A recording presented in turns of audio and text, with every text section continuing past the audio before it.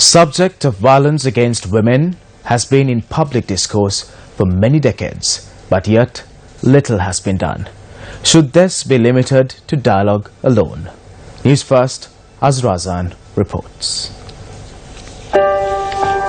Rape, assault, abuse, harassment are just a few atrocities that a large number of women, not only in Sri Lanka but around the world, have to face on a daily basis.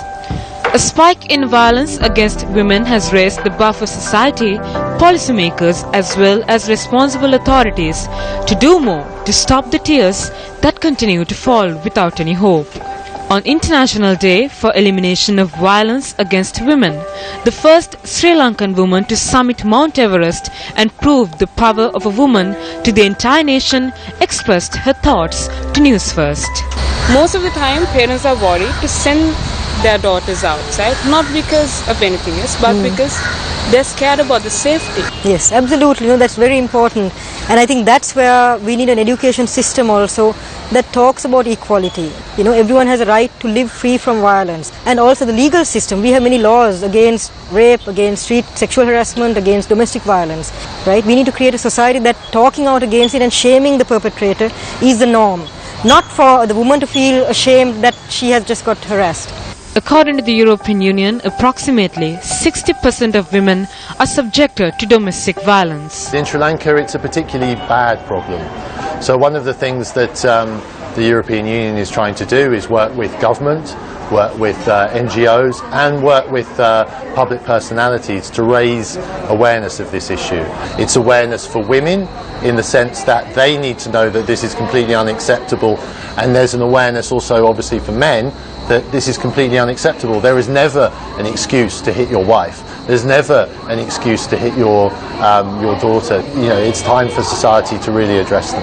Experts say that crimes against women must be reported to the respective authorities for action to be taken. First and foremost, we need to have good evidence. We need to know what's happening. We need to have facts and figures. That means that we need to know where it is happening and how it is happening. In addition, of course, to analyze why it is happening. But I think the most emerging and urgent issue is to see when something is happening, is it reported? Is it reported to the police? Is it reported to the district secretariat? Or is it reported to a hospital or an NGO? I often hear that this is the way men are, or this is the way the culture is functioning. That is not an excuse. Overcoming obstacles, one woman had a message to all women in general. They have been a real inspiration to every girl out there who is striving hard to achieve their dreams. What is your message to them? My message is actually quite simple, might be harder to do, but I think Everest has shown that climbing a mountain or doing anything as a girl, it doesn't matter what you do, whether you want to be a pilot as a woman or if you're a boy and you want to be a ballet dancer. I think as a society also we need to allow the space for women to take on those dreams and to challenge those stereotypes.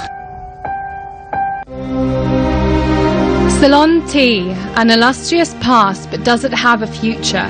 A globally recognised symbol of quality for nearly 150 years, one of Sri Lanka's biggest exports, an employer of more than 1 million Sri Lankans, and an industry under threat. Special report, Ceylon tea, does it have a future? Starting 28th of November, Monday to Friday on TV1's 9 o'clock news.